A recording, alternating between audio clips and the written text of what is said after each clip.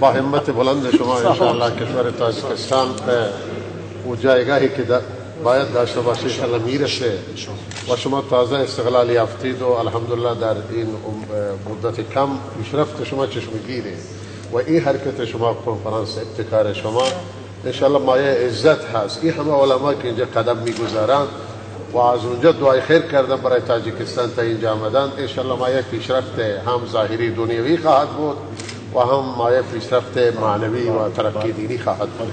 خدا شما موفق کنه. حاضر نمیشه اصلا با هم هستیم. من امروز سوریا سلام میکنم. درخواست ما همین است که چه باشه ما لیکن دانشجویان ما روان بکنیم.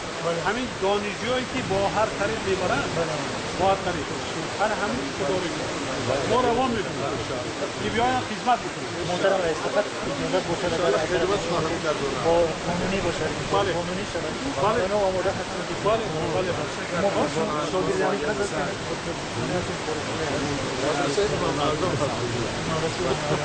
این دفعه اگر آمدن حتما میان همون زاهدان میرن دانشجوی ما بودن بسیار هستن زاهدان ما انتظار میکنیم.